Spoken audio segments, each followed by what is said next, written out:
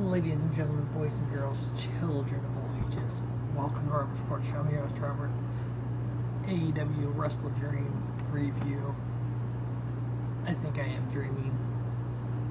The rated R superstar, Adam Copeland, in All Elite Wrestling.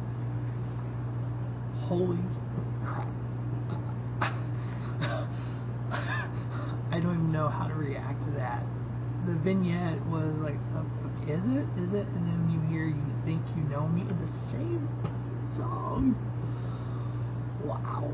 I'm shaking. I mean, goosebumps.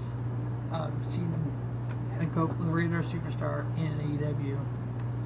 I know there's so much talk about Cody going back to WWE and Jake Cargill signing with WWE. Adam Cole just walked into freaking AEW. God, wrestling's fucking good. This is what the Attitude Era was built on. You had people leaving WWF, going to WCW, and vice versa. You had ECW there. We're at a point in time here in 2023, going into 2024, you've got WWE doing their thing. You have AEW. You have Impact Wrestling, you have New Japan, you have all these companies working together even. You just had a show with New Japan superstars and Edge and Darby Allin and Sting and Christian Cage, and it's like, this is almost WWE meets TNA meets the Independents. I just get myself together here. Okay, we had 4 pre-show matches, or 0-hour matches. We had a mixed 8-person tag match. We had Athena, Billie, Starkz, Keith Lee, and Kojima versus Diamante, Mercedes Martinez, Shane Taylor, Productions members Lee, Moriarty, and Shane Taylor. The team of Athena, Billie, Starkz, Keith Lee, and Kojuni getting the victory there. I gave it 2.5. Then we had Claudio Castagnoli versus Josh Barnett on the same show that our superstar debuted. This was a buy-in match, pre-show match. Claudio and Josh Barnett, that was that match should have been on the main card. I give it 3.5. It was only 8 minutes long. That was a blood sport meets professional wrestling match. Just so good. Claudio getting the victory there, and then Josh giving Claudio his flowers afterwards. Hoping we run that back at Josh Barnett's Bloodsport 10 come WrestleMania weekend. Next we had Luchasaurus versus Nick Wayne. A little squash match. I ended up giving it 2-star. Luchasaurus getting the victory.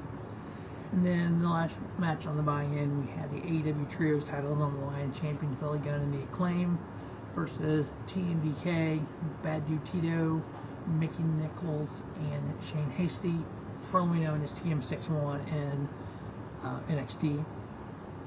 Billie Gunn and the Acclaimed retaining their Trios titles. I ended up giving that 2 3/4. And then the main card. Ooh, what a card. One note, these things I got in earlier. This 11:15, 11:30 almost Central Standard Time is too much on a Sunday night. But I'm glad I hung in there. It paid off at the end. It was well worth it. So the first match we had 2-on-1 handicap match for the Ring of Honor World Tag Titles. We had champion MJF. We know his tag team partner Adam Cole, Bebe. Better Than You, Bebe. The tag team name. Unfortunately, Adam Cole broke his ankle in 3 spots jumping off the freaking ramp coming out of the ring. So bad. MJF taking on the Righteous Dutch and Vincent by himself. Honestly, the match wasn't bad. Everything MJF said he was going to do, he did, including retaining the titles on his own. I ended up giving that 2 3/4 star.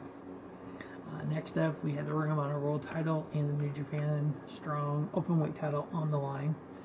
We had Eddie Kingston going against Katsuyori Shibata, one of the best technical wrestlers in professional wrestling. He's actually currently the Ring of Honor Pure Title champion, which the Pure Title has been online too. This match was a classic. This is probably Eddie Kingston's very best match in his career. Shibata put him through every submission hold you could think of. But yeah, Eddie Kingston was able to come through it and get the victory, and they give it 3 3/4 star. Next up, we had AEW TBS title line. We had champion Kris Statlander versus Julia Hart. This match was okay. Julia Hart is way more talented than she's ever showed. She's just doing moonsaults and all this. I'm like, whoa, where'd this come from? But Kris Statlander was able to beat her for the title. A little less than 9 minutes. Still a really good match. And to give it 2 3/4 star. Next up, we had the AEW Fatal 4-Way for the AEW World Heavyweight Titles #1 contender match. So this was four teams for the #1 contender for AEW World Heavyweight tag titles. We had the Young Bucks, Matt and Nick Jackson, going against the Guns, Austin and Colton Gunn, part of the Bullet Club. Hook and Orange Cassidy teaming up versus the Lucha Brothers, Penta El Zero, and Mia and Ray Phoenix. Ray Phoenix actually got hurt, legit hurt it looked like. They took him to the back, he never came back. They kind of went out the back way too, so that was kind of weird. Overall, it was a good match. Still, just the end of that. I didn't give it 3.5. We had the Young Bucks become a #1 contender, so they'll go on to face whoever won between FTR and Aussie Open. Next up, we had another hard-hitting match that was super good. Just it was a little bit was taken away because of Prince Nana.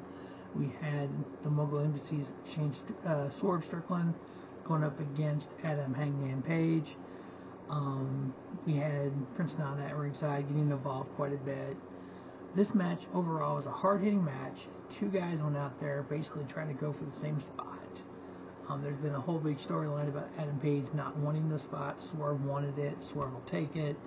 Swerve went out there and brought his own. I mean, he's from Seattle. I think Swerve's a hella talented. Anyway, 20-minute match against Adam Hangman Page, 3 3/4 star. Swerve Strickland getting the victory there. Next up, we had Ricky Starkz versus Wheeler Yuta. This match probably could have been skipped. It was a good match though. A little less than 10 minutes. Ricky Starkz getting the victory. I ended up giving it 3.5. Then we had the best wrestler in the world versus the best wrestler in the world. We had Bryan Danielson and Zack Sabre Jr. basically determine who's going to be the best in the world when it comes to technical wrestling. Did not disappoint at all. These two guys went out there, and I think every submission hold that was ever created was in this match. Bryan Danielson actually ended up with a couple strikes. He did his kicks and stuff, but he did a strike at the end to get the victory. And even Nigel was like, well, technically Zack Sabre Jr. is the best technical wrestler in the world because Bryan Danielson used a strike to get the victory. I thought that was great. That with Nigel on commentary. Bryan Danielson ended up getting the victory there, which is kind of shocking with Zack Sabre Jr. being the New Japan Television Champion. The title was on the line, but getting Bryan Danielson over, I kind of understand it because it's an AEW show. But Danielson getting the victory there, I didn't give it a 4.5. I mean, it was super good.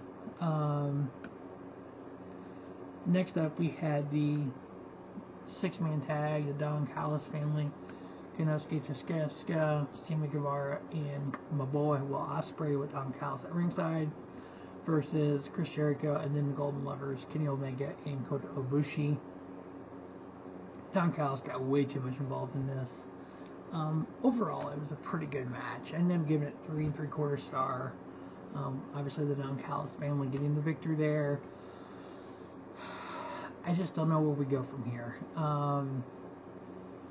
You had Chris Jericho laying on the ring, and you had Kota Ibushi behind him, and they were like the Golden Sex Gods. I'm like, oh my gosh, so bad. But seeing Jericho and Omega team up to go after somebody who's basically done them both wrong, Don Callis, was kind of cool. Of all the history of that Jericho and Omega have. I ended up giving this 3 3/4 because Callis got way too involved. It would have been 4 if he wouldn't have been so much involved for me. Then we had our sub-main match match, we had the AEW World Tag Titles on the line. We had champions FTR and going up against Aussie Open, Kyle Fletcher and Mark Davis. To me, Aussie Open is probably one of the best tag teams in professional wrestling. Especially before they got to AEW, because it was like, to me, always said they were the best tag team no one knows about. They didn't disappoint here. Ferrari the Tank. Ferrari is Kyle Fletcher. The Tank is Mark Davis.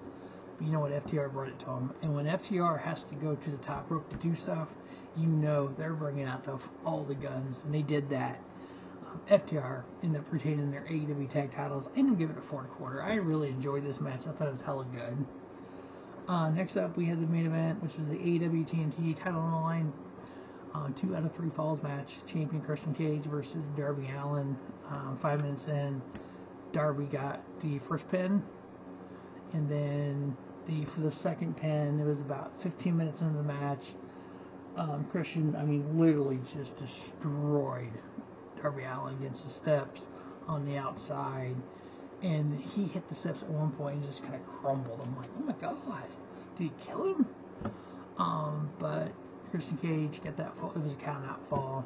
And then while they're putting Darby Allin on a stretcher, Christian's out there taking up all the ring stuff and exposing the wood. And then ended up doing a frog splash off the top rope onto the stretcher on Darby Allin.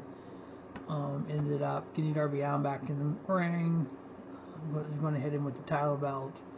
Did the prettier on the wood. He's going to hit him with the title belt.